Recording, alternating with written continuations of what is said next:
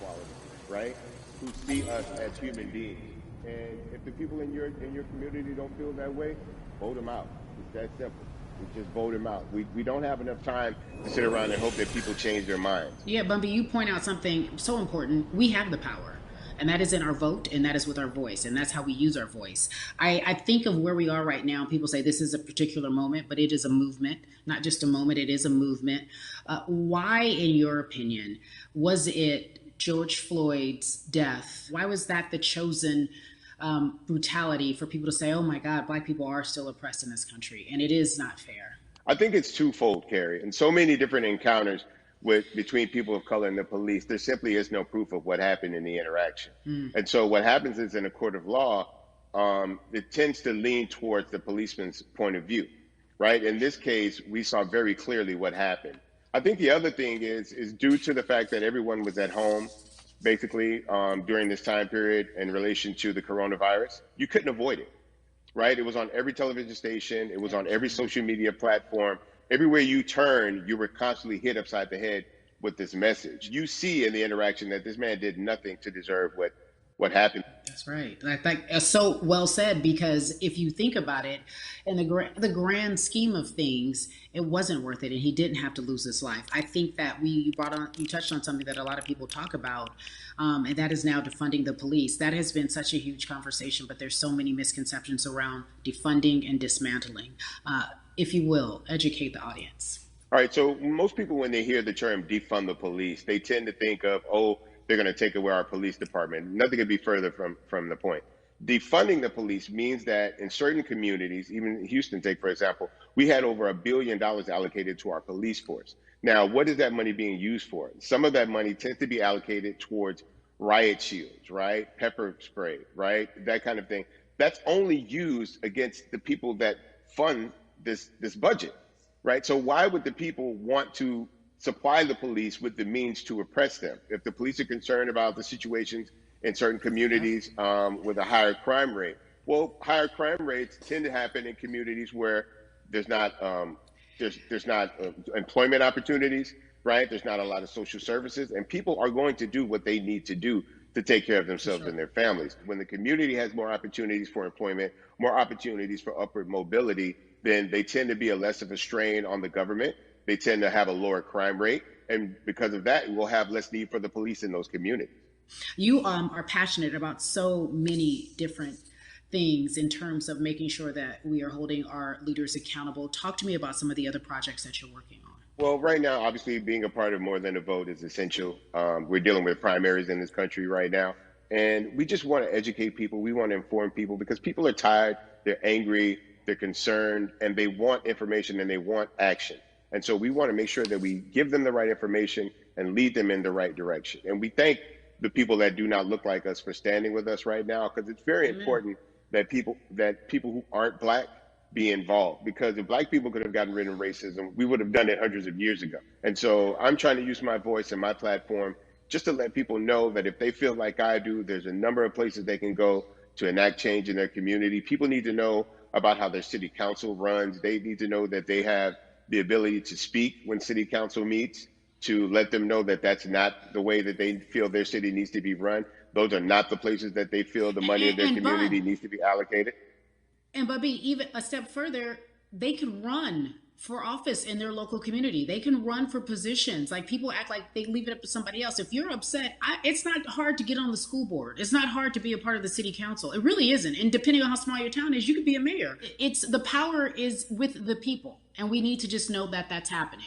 Absolutely. And it's always been with the people. You know, if you look at Trayvon Martin's mother, Sabrina Fulton, right?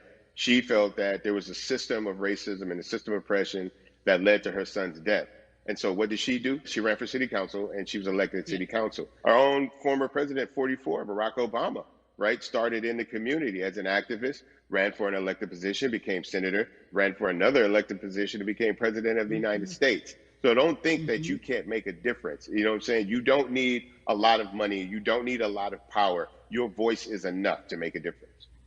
Amen. I feel like I need to go out and run for something. You gave me a rousing speech there, sir. I'd be remiss if I didn't ask you this. When I talk to my brothers, I have to ask you, as a Black man, how are you doing? Are you okay? I'm good. I'm good. I have a very strong relationship with God, so prayer definitely works for me. I have children and grandchildren who are watching me, who are encouraged by what I do, and they're proud of me right now, and that's really what matters, The change starts at home, so as long as you have a support system that believes in what you're doing and supports you in what you're doing, you have everything you need to go out there and fight the good fight. And for those that don't, there's a community of people here to help you. So you can go to places like morethanavote.org. There are many different places that will encourage you, inform you, and they will put you with groups of people that feel like you, that are ready to take action. So no one has to go about this alone if they want to do it. Yeah, yeah, we're stronger together. People have been saying it, but that has much more meaning now that we are in our movement, not just this moment. Bumby, it has been an education, always a pleasure. Thank you so much. I appreciate you. Keep fighting the good fight. Keep up the good fight.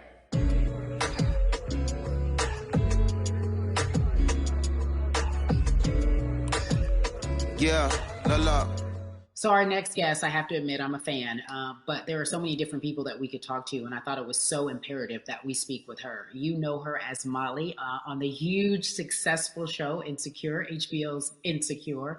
She also has a comedy special highlighting her Nigerian roots, and she's an amazing podcaster.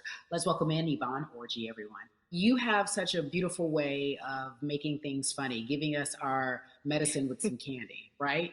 The humor and the healing. You bring all of that to your space. And right now, as you look across this country and how everyone is so broken and so upset, if it's not social injustice, it's the pandemic, it's depression, it's unemployment, the list goes on and on. How are you doing, quite frankly? I'm rediscovering self in a way that is hard but necessary, that will lead to ultimate joy. I know it sounds like a lot, but no, I think I personally think that God put all of us on a global timeout. Like we just, America hasn't done as good as other people when it comes to timeouts because everyone else is out playing at recess, and we're still in the principal's office hoping and wishing we can come out. But I think that if we settle into the timeout and really learn the lesson that we're supposed to learn from this season, I think we'll emerge better. We'll learn how to play well with others in more ways than one. And so personally for me, I'm taking this time to learn me in a new way. I feel like I'm being ushered into a new season, and I'm getting still, because sometimes the busy confounds the work that we're supposed to actually be doing. We're busy doing other stuff, but we got work that we need to do on the inside. And I'm leaning into it. I'm like, dang, I thought I was gonna be able to rest like everybody else. And God's like, nah, we got work to do. You know what? And I think that's what everybody is saying about 2020. It's demanding that we be better. And you said it's a global timeout. What do you mean by that? Yeah, it's like everyone sit down, be humble, to quote the great prophet Kendrick Lamar. But like, no, seriously, sit down and let's reevaluate some things. Let us unearth and shake up the things that we have been trying to hide within ourselves, within our nation. I think America is going through an unraveling right now, a much needed, a much necessary one. And I think all eyes on us, right? There is no, oh, I was on the subway for an hour, so I didn't miss that thing that happened. No, everybody was home. Everybody, was watching when George Floyd died, and everybody, no one could hide it. Everyone was watching when Amy Cooper called the cops. Like, this is a time where it's like, oh, we can't pretend it away. We can't excuse it away. No. It's a global timeout. Sit down, watch, and let's learn. And globally, it's like, hey, we were going business as usual, but it ain't usual no more. Like that's old. Anytime change occurs, it's very uncomfortable. And so right now we're sitting with we're getting we're getting comfortable with the uncomfortable. The minorities, we've been comfortable with being uncomfortable, because that to me explains just the existence for whatever we want to do, how we break into our careers, how we live our lives, how we find ourselves one of the few or one of the first. And that's a lonely road. When you look at, and when you talk about this global timeout, everybody had to pay attention to Amy Cooper, everyone had to pay attention to George Floyd. How is that helping us as a people, as a country, during our global timeout? I think, well, one, we're not minorities, Carrie. You already know it. It's like these labels that they put on us. It's Yeah. like the same way of saying like black on black violence. Also, there's no white on white violence. It's branding, Yeah, right? It's great. all Yeah, branding. you're right. You're It's right. like white people kill white people every single day. So no, there is no black on black violence. And if you say black on black violence, well then let's brand white on white violence. Like I watch Mhm. Investigation Discovery. Ain't too many of us been featured.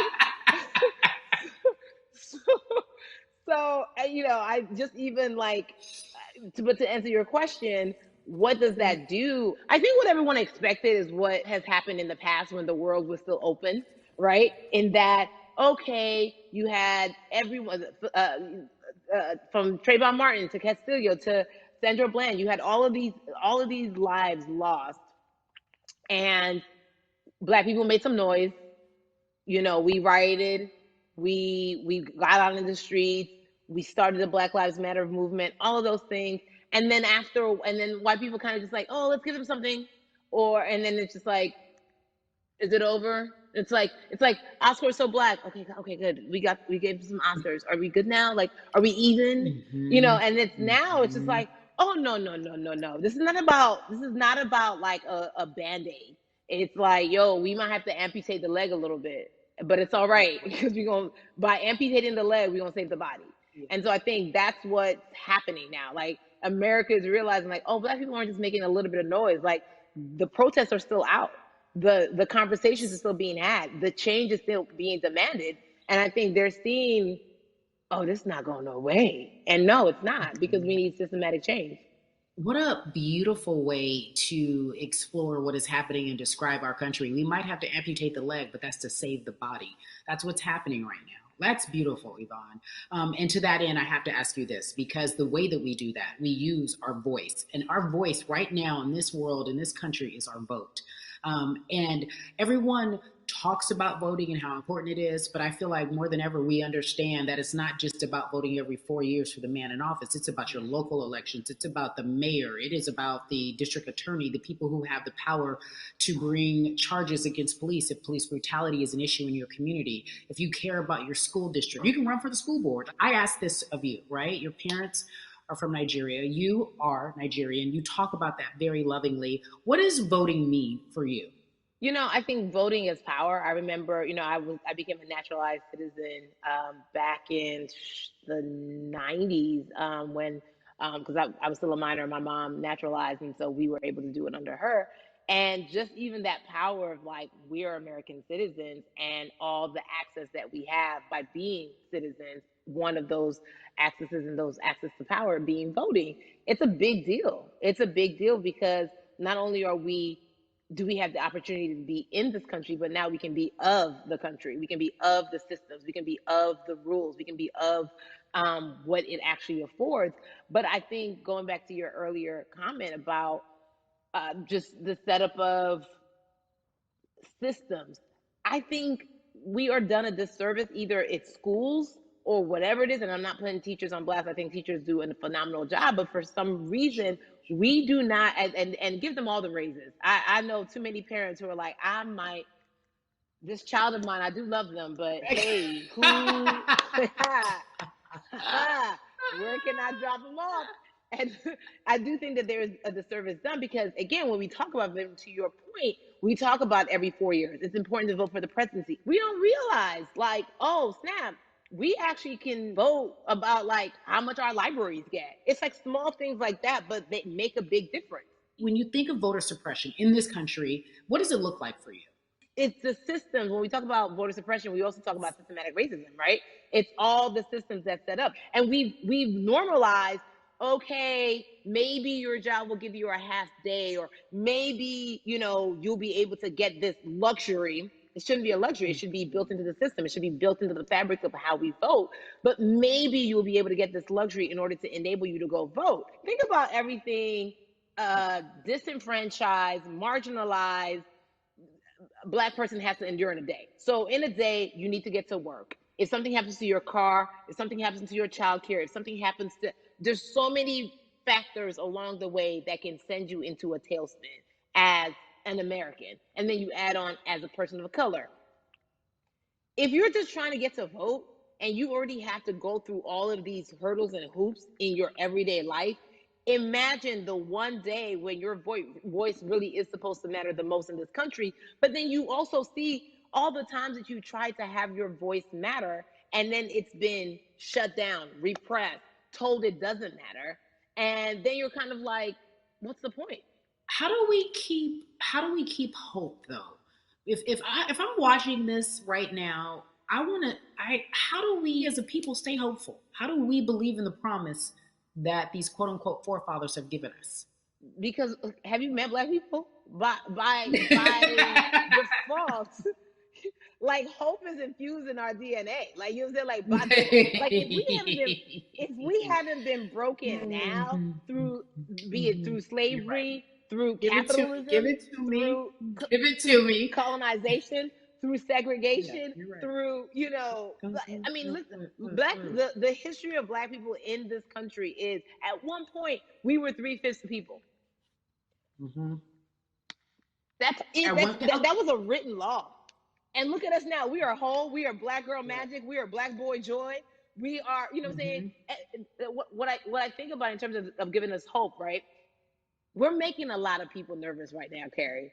We're making a lot of people nervous right now because they're like, dang, we put all these obstacles in their way, and these jokers are resilient. But that should give us hope. That should give us hope that, like, we can't stop, won't stop. I mean, I went to the school of Diddy, you know what I'm saying? Hashtag, Harlem shaking it right now. Can't stop, won't stop.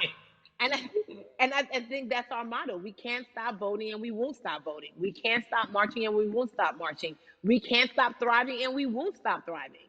To that end, because you led me directly there, I've been asking everyone who's appeared on this platform, what does activism look like? And I feel like back in the day, we had an idea. Yes, it is marching.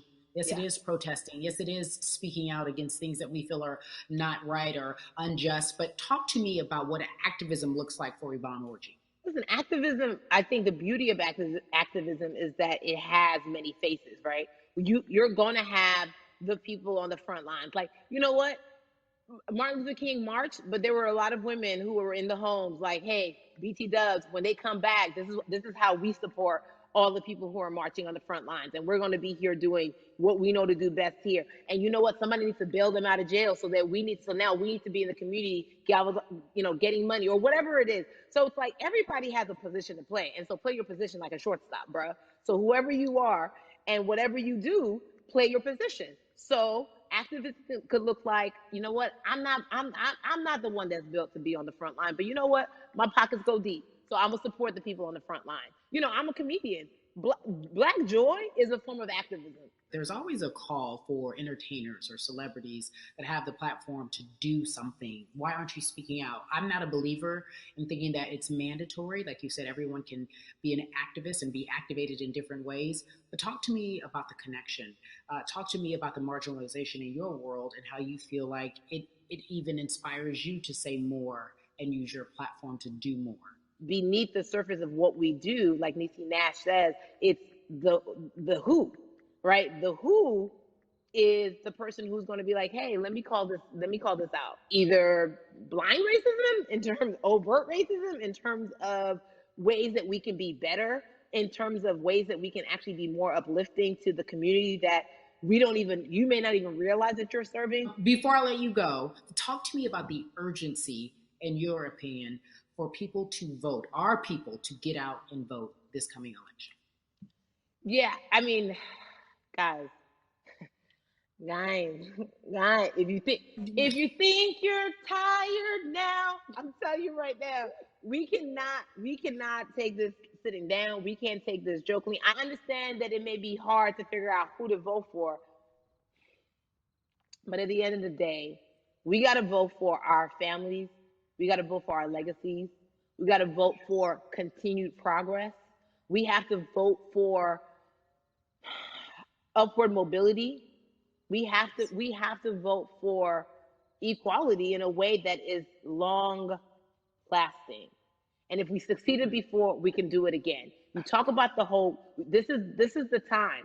This is not the time to give up. This is not the time to pretend a way that we haven't made progress. We have. There's still much more to be done. And you know what? We might have to get to a point where we pass the baton to our children and our children's children, but we still have work to do now for that generation. Yvonne Orji, you are everything. You are Molly, but you are not Molly. But I love you so much as Molly on HBO's Insecure. You are an amazing podcaster, Jesus and Joloff. Shout out to Lovey. And then we also have movies. Like you, The World, you're a model, a cover model. Also, wait, don't let me forget your hugely successful stand-up comedy special on HBO. Girl, you're doing it all. And I am so grateful. You are truly the dream, not just the American dream. You're the Black girl, brown girl, do it all dream, the immigrant dream, everything. You're a beautiful, beautiful soul. I really, really mean that from the bottom of my heart. Yvonne Orji, ladies and gentlemen, nothing but the best and excellence personified. Thank you so much, my friend. I love you so much, Mama. Mwah.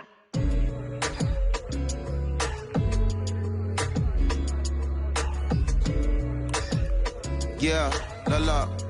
So Atlanta has been one of the hotbeds in terms of political unrest and social injustice. We've seen so much happen in that city, and we've also seen so much come from that city, including one of our very own founding fathers of the civil rights movement, and that's Martin Luther King Jr. But right now, we want to welcome in someone who has used his platform to talk about voting, to talk about racial injustice, and how he's trying to help. Atlanta's very own Russ joins us now on We the People.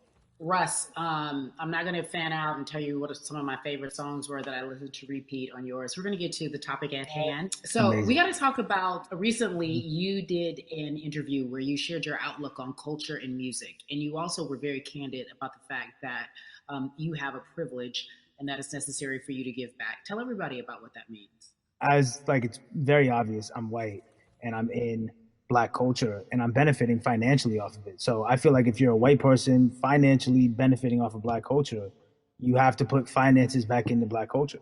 It's just that simple. The screenshots with your feelings, it just comes off like fake empathy because it comes off very dismissive and very, oh, that sucks for y'all. But anyway, back to what I was doing.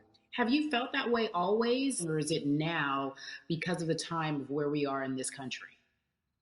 I've always had the feeling. I think now it's just obviously elevated. It's a new level and there's new, it's to the point now where you can't, first of all, you can't not say anything. Second of all, though, I just think saying something isn't enough anymore. I think, if you have the ability to put money back into a culture that you're financially benefiting from, you have the ability to, you should.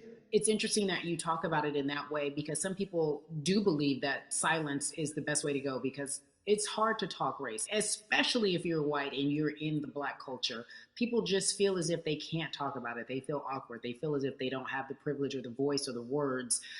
How do you find yourself right now in terms of interacting with people when they want to talk to you about social injustice, police brutality? What's going on in this country right now? Well, first of all, picking and choosing whether you want to be silent or not about race, that's a privilege in and of itself. But no, I try to just do my best to listen to the Black people around me and the educated Black people I have in my life. So I do my best to not act like I have all the answers for everything, especially in a culture that I'm not from. But that's why when we decided to raise the money for Black Lives Matter organizations, when we raised $500,000, we got on the phone with some of the women who started Black Lives Matter. I got on the phone with Tamika Mallory. I was on the phone with Karen Civil and talking with my friends to make sure the money went to like the correct places, and people who really need it. It's just about listening. That's all. It's about listening. Let's talk about that for a moment because the way I think of activism, for me, it looks very differently. It's not necessarily just protesting on the front lines. I think that's great. But what about being an activist in the way in which you have decided to be one? What inspired you? What did it look like? You said you raised money for Black Lives Matter. What did you do? Mm-hmm. Walk us through everything that you did and how you find yourself in this moment right now. So for me, it was 3 years ago, I had like a string of festivals. And I decided that I was going to wear T-shirts with a message on them because I figured what better time to use a platform than in front of, a bunch of people. So one of the T-shirts I wore was, if you want to change the system, speak up, white silence is pro-racism, the whole thing. And it didn't really it kind of got swept under the rug back then. But when all this stuff started happening again, and it's been happening, the police brutality against innocent Black people, I was like, man, I'm not the biggest artist in the world, and I certainly don't have the most white fans in the world, but I got a good amount of people that I can definitely mobilize and turn into some money. And I know they're down for the cause because it's merch. It's a good thing. And I've always been outspoken anyway, And so how am I going to be in Black culture and not be outspoken about racism? And then I got to ask you this, because you grew up in Atlanta. So that gives you a heads up, depending for so many people, because you're in the crux of that beautiful Black city where there are so many wonderful Black leaders, home of so much great music and things that speak to our culture right now. And we are really, really getting our word out, especially with this platform today, and saying that we must use our voice to vote. Talk to me about what the importance of voting for you in this upcoming election. Yeah, so full transparency, I had never voted before, ever. And because, I was one of those people who was like, my vote doesn't matter. And, I don't know, maybe it's because I was younger, maybe it's because I really thought that, or I don't know, but I just think that it's got to, now this is a bit of a privilege to say it's got to a breaking point for me, because obviously it's been past the breaking point for Black people. But I think that as a whole, the young people need to get out and vote, because we're the ones that never show up. You know what I mean? We never show up to vote, but we're the future. So it's like, look, we got to go out there and vote, and then whatever happens, but at least we did our part. You got to do your part. You're very candid in saying that you just decided to vote. And I think there's a beautiful irony in the fact that you have your fans saying, because of you, I'm voting. Right. And there's something beautiful about that. But I want to know why now for you. Why in this moment is it important for you to vote? And what hit your spirit to say, yes, this is the time to do it?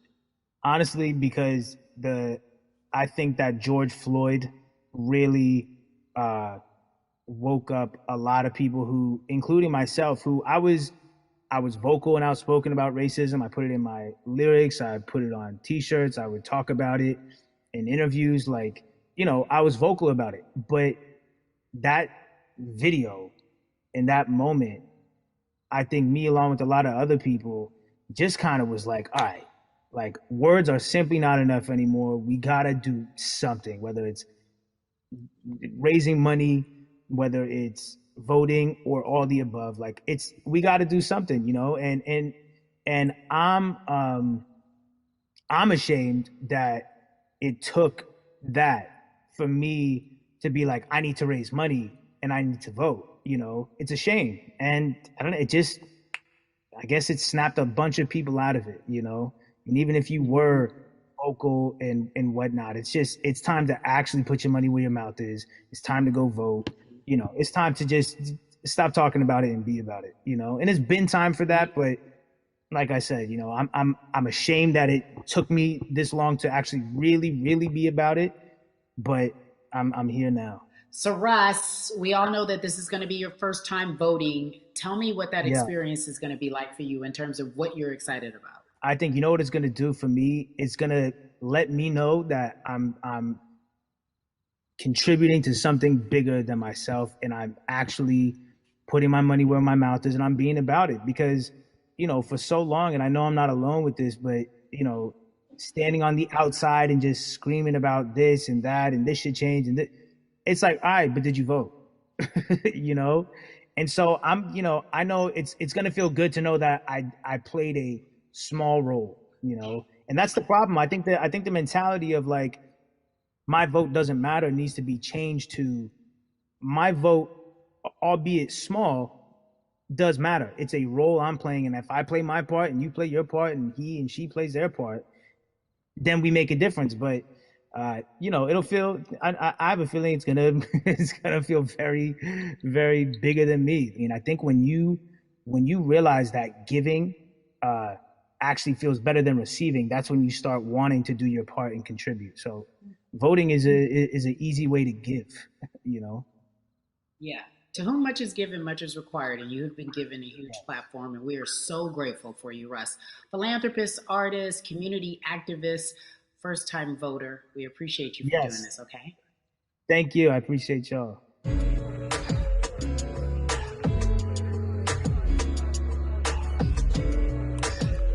Yeah, la la.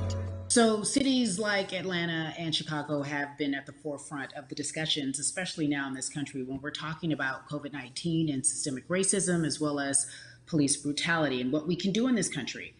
Again, we're continuing our conversation, letting you know that your voice is your vote and your vote is your voice. We can change where we are in this country. Currently, I'd like to welcome in Chicago Cubs right fielder Jason Hayward. I appreciate you. I brought in Atlanta and Chicago because I know you grew up in the metropolitan area of Atlanta, more specifically McDonough, let's be technical. And you have been very vocal throughout this entire time in terms of what our country's been experiencing. Let's look at the past month and a half, if you will. What has been the hardest thing for you to deal with? The hardest thing for me to deal with, Carrie, this last month has just been going from the virus shutting everything down to us being called to action. We've had multiple police brutality situations.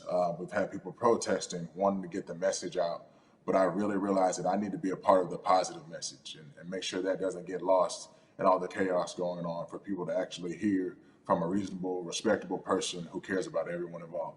A reasonable, respectable person who cares about everyone involved, which leads us to More Than a Vote. It is a beautiful collective of Black athletes and artists. You are a part of that. Talk to me about why that's important for you right now and this be a part of that collective. To me personally, it's important to be a part of that because I've somewhat used baseball and my craft as an excuse to not get more involved in voting. But I can't any longer use baseball and work as an excuse not to get educated, and not also to show people, like, at any moment in time, any walk of life, we can make a difference. So tell me in your words, what does activism look like for you? In my words, it looks like LeBron James, the biggest athlete right now on the planet, speaking up and breaking the ice for everyone. But I think for the first time, people see and hear from us. So now we have white teammates, we have other people speaking up and realizing, okay, like, this is how we go about doing this.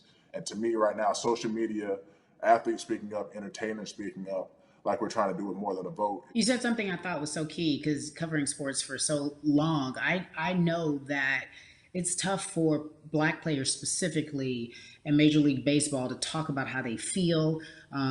Adam Jones did it in a very eloquent way early on, but there are very few that are vocal. You said you all were afraid. Why use that word, and why were you afraid?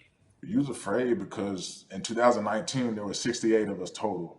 And there are 38 teams. There's 25-man roster on each team. There's a 40-man roster, which is on each team as well. And there aren't many of us.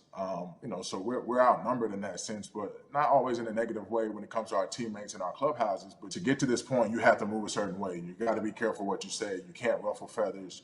You can't come off in any way. Much like other Black entertainers, much like yourself, probably having to live through life every day. But to get to the highest level, you got to button up. You got to be seen and not heard. So baseball is, like I said, it was time for us to try and speak up and make a difference and show it's okay to do so, because we can't be quiet any longer. That is a button up, be quiet, be seen but not heard. That is an expression that a lot of Black folks can relate to in whatever aspect of professionalism that they experience, especially if they don't work for themselves. They just feel that. That is also a socialization that we have as Black folks, well, especially, like you said, if you want to get to the higher level. And for so long, I felt it bubbling right underneath the surface that so many of us who were in whatever positions we were, who had platforms, were tired of pretending and looking the other way and spending so much time making others comfortable while we were uncomfortable. Do you feel that this is the type of movement that is sustainable, or is it just for a time? No, it takes everyone joining in on the conversation. And right now, I feel like more than ever, there is little things as possible to distract from bigger issues. And we saw on draft day, we saw our president, Theo Epstein, holding up the sign saying Black Lives Matter and wanting to include the rest of MLB in that. But now we're having those conversations as well. So I definitely think this is sustainable, and it's not always just going to be the popular thing to do. This is something that people want to get right because they know we care. Jason, you said you think it's sustainable, that what you're seeing, especially with your colleagues in baseball, that this can be something where you're feeling more comfortable, feeling more safe to share how you feel about social injustice and police brutality. What are you doing right now in this moment with your platform to help change how we look at voting and how to educate the culture and the community about voting? Well, first, what I'm doing, Carrie, is joining up with More Than a Vote and joining up with other athletes and entertainers to get that message out and use our platform in that sense as a group. And try to create a brand with this to make it something that's not just about the election coming, make sure that it's about people getting educated for years to come and figure out where to vote and how to vote. We've got people in different areas that cover different demographics and influence different areas of people. And as a baseball player, as a Black baseball player, I feel like now, like we talked about, is finding the time to show people that you can use your voice in this profession. You don't have to be afraid. And to me, that can help someone, help a kid growing up. He can see me, he can see other guys that were in the video we posted saying, hey, this is what they're standing for. They're speaking up for these things, and it's okay to want to play baseball. It's not lame. It's not something I have to be as afraid of as I was before. So I feel like that's my role in this. I have a younger brother as well. He's 24. He also plays baseball. So I've got to lead by example. I can't just always, come up with a good answer that sounds good on TV when I get asked a question on, what do we need to do to make changes. I'm joining up here to make sure that I take action and get educated myself. For one, so many people, I feel like in Atlanta, they're on the move. Or when you want to try to make a vote and try and cast your vote, you have to do it by mail. You have to sign up for the absentee ballot. Then you have to get another ballot in return. They have to send it back to you. Well, for me personally, they didn't send that back until it was too late, right? We didn't get it in the mail to the address that's an Atlanta address at my parents' house. We didn't get that in the mail until it was too late. And then from other friends and family that are still in Georgia right now, I just hear about them being held in lines too long and trying to get off work. And we know how it is for any family, but let alone a Black family in the inner city or in the suburbs trying to take care of their family and trying to provide for them. You try to get off work, and then you're like, wait a minute, you start looking at the clock. It's like, oh, this is not going to happen today, right? And so I saw, Mayor Keisha Bottoms, reach out via social media to people and say, hey, I'm going to address these issues right now. I need y'all to stay in line to cast your votes. Keep hanging in there. So to me in Georgia, that's what that looks like. Well, it's interesting that you even bring that up because there have been all these images specifically from Georgia, because that's such a battleground, where you see people, especially when it came to the primaries, doing whatever it takes. And this is real life voter suppression that you're talking about. It's been happening for decades. It's not fake. What you're saying, these examples of sending you your ballot too late after the fact or shutting down the polls at 6 o'clock while people still are in line, that's a real life issue. There needs to be some type of change. And I think that what we're doing right now is fair. But the idea of voter suppression, do you think that is well known, especially with folks, within the generation, your generation? I think it's known in our communities, right? I don't think it's spoke on enough. I don't think there's been enough light drawn to it. Bring it to light. Let people hear about it. Let people learn about what that looks like. And get more people to say, okay, look, like this is going to happen. We have to expect this, and we can no longer make the excuse. We can't say they didn't warn us. Jason, everybody knows, or it feels as if everyone knows that the time is now. America's paying attention to us. We have their eyes. We have their ears. If you look toward the future, what are you most excited about in terms of seeing a change? I'm excited about how fast the word is traveling. The word is being spread right now. The biggest athletes, the biggest icons, biggest entertainers are doing their part, but I'm also seeing people out there on the streets doing their part. When so many things got lost, could have very easily got in the commotion when it came to protests, and you saw rioting, you saw looting.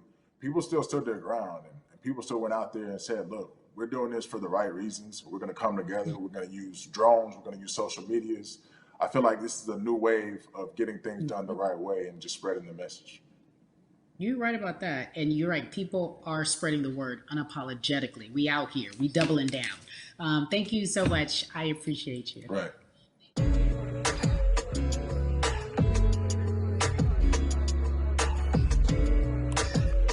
Yeah, la la.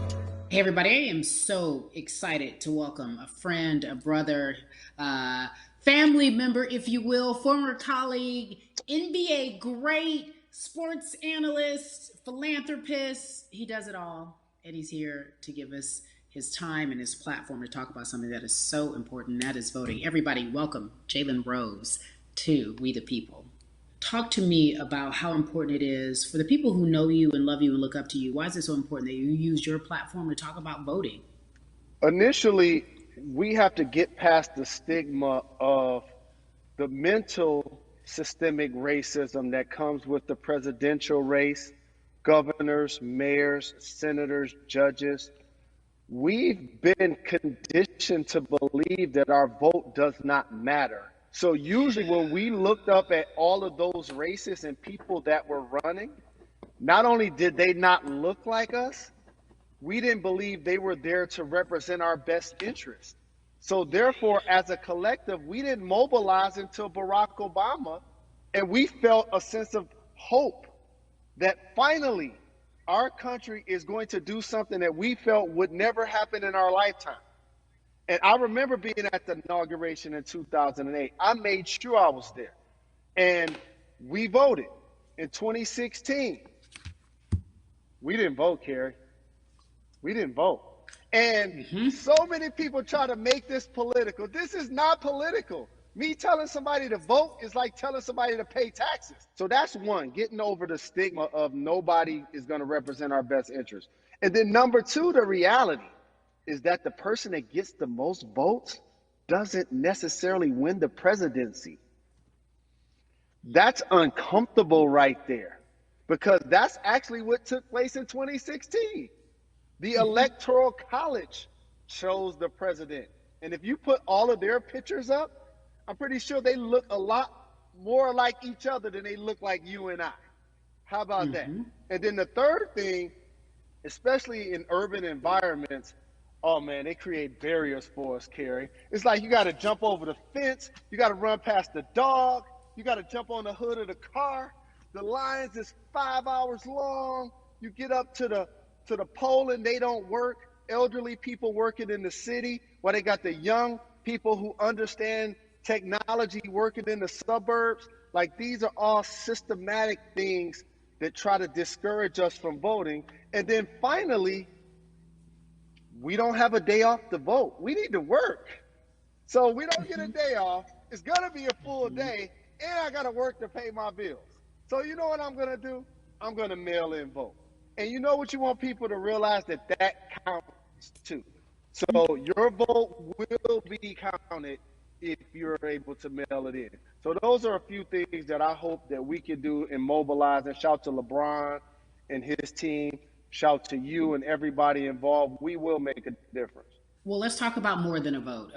There is a Black collective of athletes, of artists coming together and saying voter suppression is a real deal, especially in the Black community. When you just talked about, I got to work, so I can't go vote. And then when we do get in the booth, just in case we don't have to work, do we know who we're voting for? Not only do we have to vote, we got to be educated.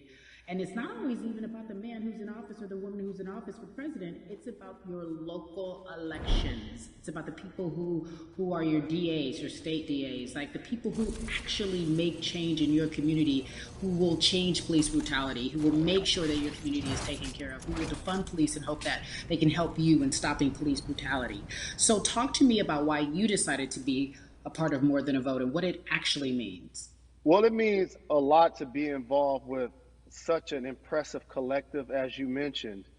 And I said this multiple times, and I know it can be uncomfortable when I say it, but a lot of times we have to get to the root of the issue before we find a solution.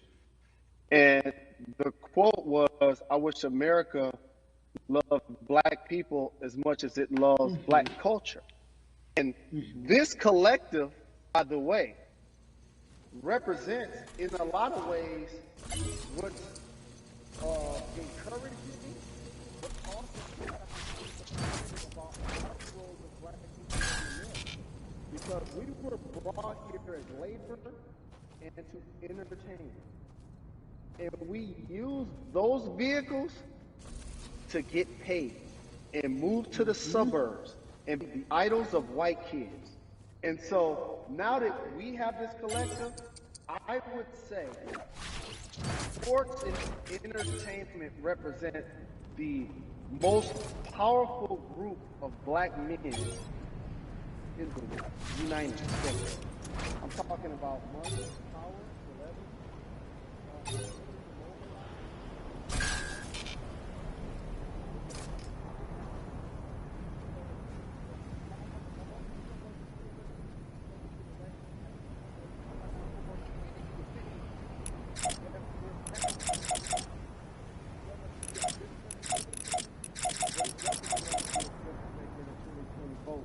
Because we're going to make sure we inform everybody that they can let their voice be heard, and failure is not an option.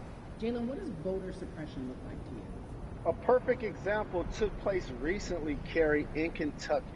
It was 6 p.m. at night, and so many people were standing in line enthusiastic to vote.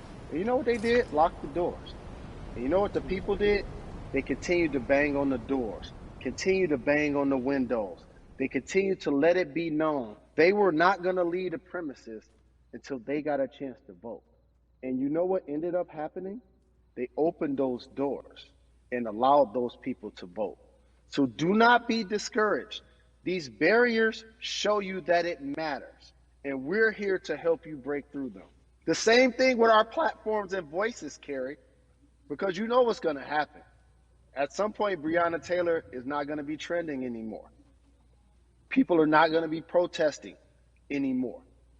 But it's still up to us to keep making sure that our voices get heard, and this is one way to do so. Right, and that is a form of being activated, being an activist. It doesn't have to be protesting. It doesn't have to look like what you think traditionally activism looks like. It's voting. It's that simple. We now have to understand, like, this is a critical mass moment for this movement to continue to hold up as much steam for as long as possible. And that's what this collective hopefully allows.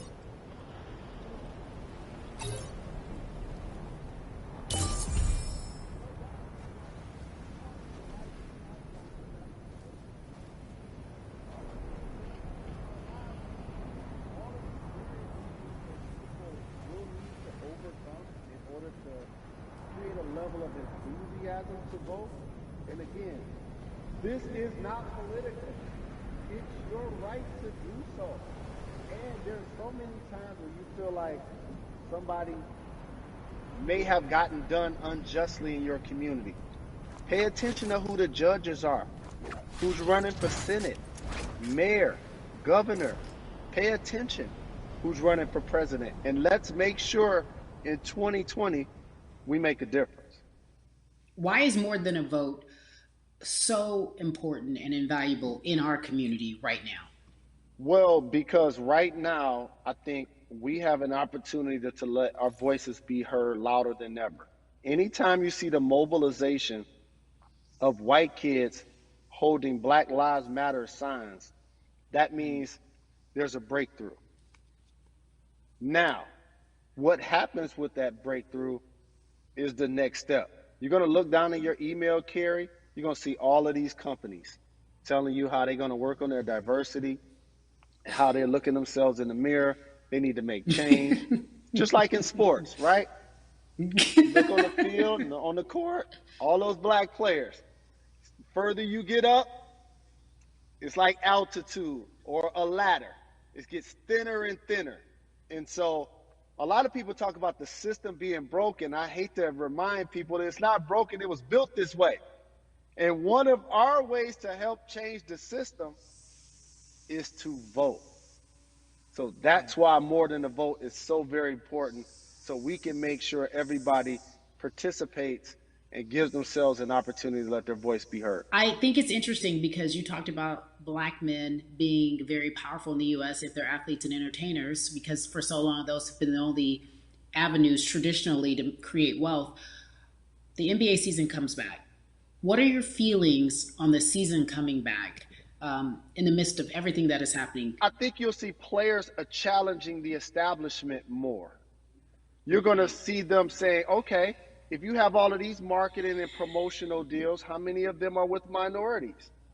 How many people are you employing, NBA? What about certain teams? Who do you have as a minority owner?